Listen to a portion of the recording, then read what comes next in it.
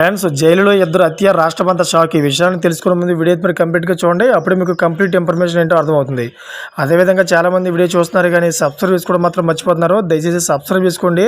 Subscribe చేసుకోవడం వల్ల నేను చేసే ప్రతి ఒక్క అప్డేట్ మీరు ముందుగానే పొందగలుగుతారు. అదేవిధంగా చాలామంది లైక్ చేయడం మర్చిపోతున్నారు. దయచేసి లైక్ చేయండి. లైక్ చేయడం వల్ల ఈ ఇన్ఫర్మేషన్ అనేది మనం చాలామందికి రీచ్ చేసిన వాళ్ళు అవుతాం. ఇంక లేట్ చేయకుండా వీడియోకి వెళ్ళిపోదాం.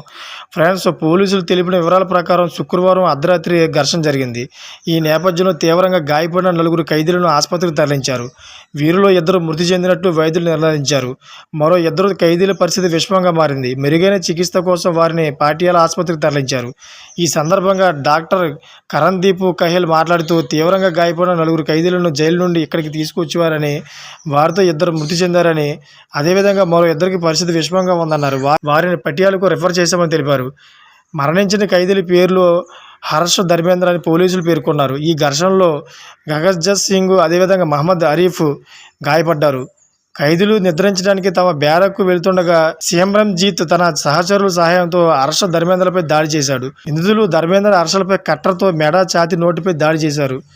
మాన్సీ హత్యతో పాటు 18 కేసులున్నాయి. ఇతను 6 ఏళ్లుగా జైలులో శిక్ష అనుభవిస్తున్నాడు. ఈ ఘర్షణ తర్వాత జైలు అధికారులు ఈ 2 గ్రూపులు ఖైదీలను వేర్వేరు బ్యారక్లోకి అయితే పంపించడం జరిగింది. ఈ విధంగా అయితే జైలు 2 హత్యలు జరిగాయి. ఈ విషయంలో అయితే సుదీర్ఘ దర్యాప్తు చేస్తున్నారు పోలీసులు. ఫ్రెండ్స్, ఇటువంటి లేటెస్ట్ అప్డేట్స్ కోసం నా ఛానల్ సబ్స్క్రైబ్ చేసుకోండి. అదేవిధంగా గంట బెల్ ఆన్లో పెట్టుకోండి. నేను చేసే ప్రతి ఒక్క అప్డేట్ మీరు ముందుగానే పొందగలుగుతారు.